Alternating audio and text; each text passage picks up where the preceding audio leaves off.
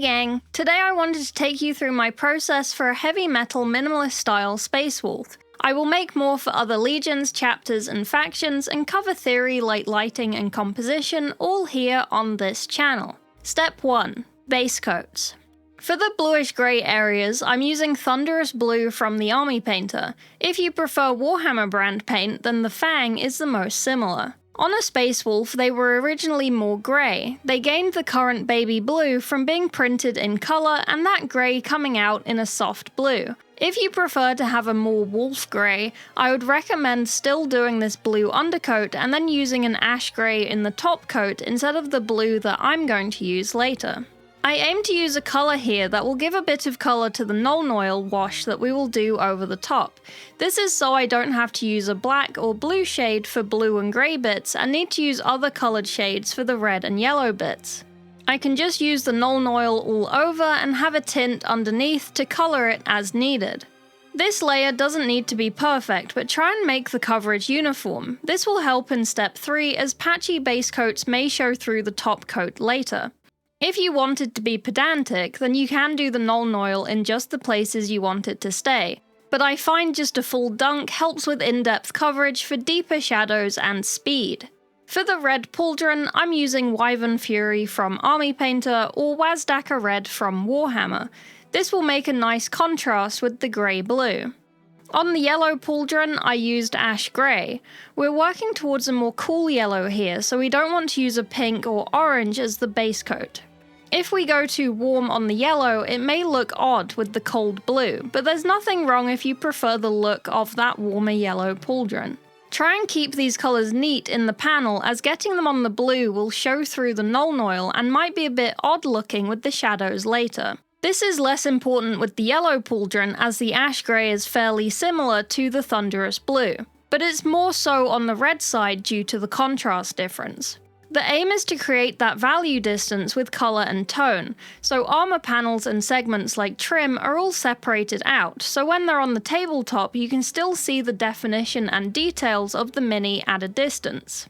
For note, on the final completed mini, I have done the metal trimmings in gold.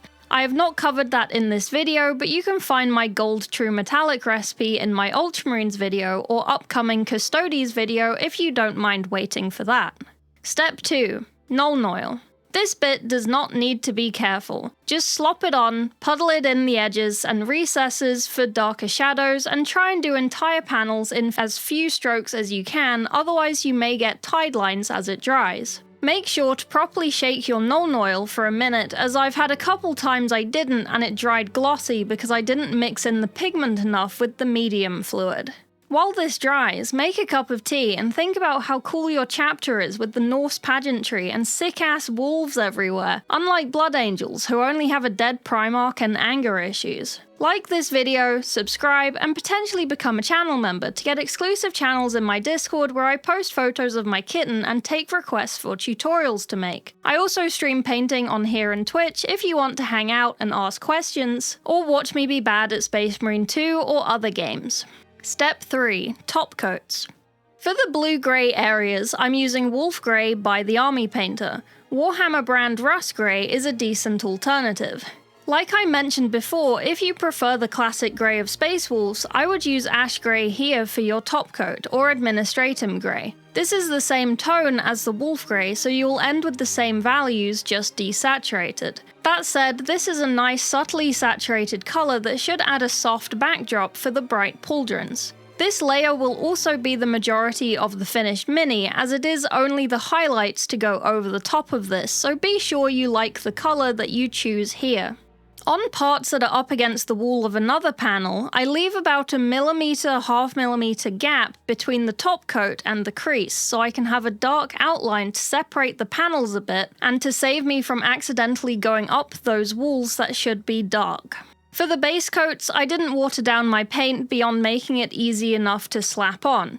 For these top coats, I added a little bit more so I could move it easier on the mini to create the shapes I wanted before going back over with a thicker coat to concrete it in. If you do a couple of thin layers, leaving coverage kind of patchy and uneven, this can look more battle-worn, and you can use those brushstroke lines and patchinesses to help plan out any weathering or battle damage that you want to add.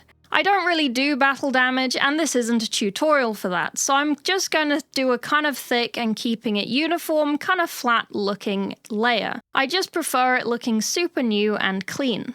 Be most careful in the recessed armor, such as on this arm under his elbow and wrist plate, to not get the brighter top coat on the perpendicular sides of the extruded surfaces. I'm still trying to keep that millimeter border on the inside corners, but don't worry too much where the gap gets too thin, as long as those perpendicular sides stay clean and dark.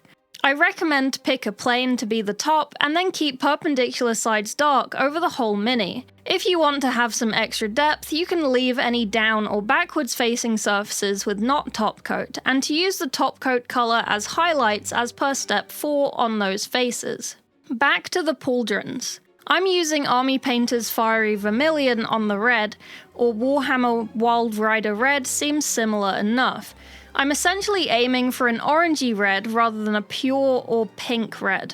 On the yellow, I'm using Demonic Yellow from Army Painter, so you can use Flashgit's Yellow from Warhammer. For both the red and yellow, I wanted to do a few thin layers, just being careful to leave that millimeter or so gap for that dark outline around that inner edge. The thinner you do these layers, the more undercoat will affect the final color.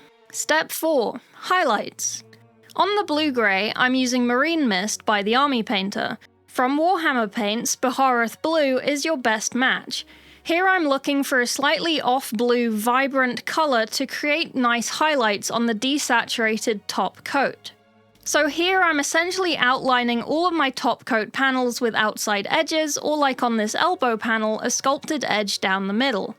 Because we're doing these over the top coat, if you make a mess, we can go back over this later with more top coat colour.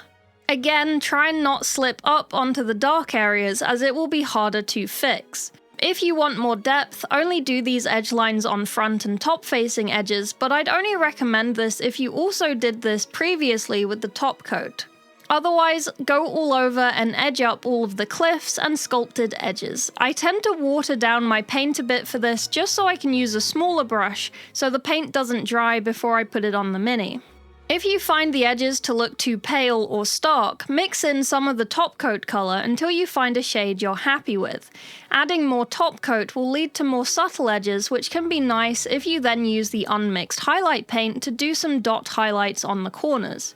To clean up these highlights, as they are only on the top coat, you can carefully straighten up wonky highlight lines, make the highlight lines thinner, and fix any mistakes by just going over it with that top coat paint. This is probably the bit that took the longest, as I wanted to be careful to not have to redo the highlights, and to get the thinness of edge lines that I wanted. If you do the highlights perfect first time, then you probably don't need to do this, but because I knew that I could just fix them up after with more top coat, I was a bit more sloppy with the pale lines than I maybe should have been. I use my little tiny brush for this, so I add as much water to the paint as I need for it to not dry on the small brush. If you're doing an entire army in this style, then I probably wouldn't recommend sub-assembling like this, but it does help. If you're going into a fully built and glued mini, only do step 3 onwards on bits that you can reach.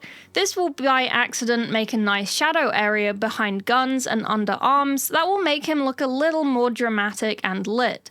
With sub-assembly, you can get every surface to look flat and uniform with lighting, so ending with a more cartoony or classic heavy metal result. The only difference this will have to actual heavy metal styling is not doing the highlight lines on the plate surface of the shoulders and knees. This is just a personal preference, I don't like how it looks, so I don't do it. On the trim, I'm treating this more like metallic, so I tend to pick outer edges or corners to highlight and then a secondary bright spot if I feel like the vibe is right for it. Try and feather out these highlight spots to avoid harsh tide lines. Since I don't do the heavy metal highlight on the pauldrons, I haven't done it here on the red or yellow. But if you do want to do that, then I would use topaz skin or barbarian flesh for the red, and ice yellow for the yellow. The rest of the owl. From this video, learn the things and put it to use on the rest of the mini. This style is good for quick, consistent minis that look good with only a handful of paints. In total, this arm took me about 15-20 minutes, not including the non-oil drying tea break. When I painted the rest of the Mini afterwards, it took about the same time as the single arm, maybe a little longer, as it's very simple and it's meant to be fast. This is my fully finished Space Wolf in this style with all of his markings free-handed on. You can use transfers, I'm just lazy and I don't have a sheet for him to use. If you do use transfers, remember to use a matte varnish over the top to get rid of that shininess. And here is a list of all of the things I used in this video. And I'll make more videos for the lenses, various guns, freehanding hacks, so don't panic if yours doesn't look like mine. I don't tend to use transfers, but I can cover those in a video as well if needed.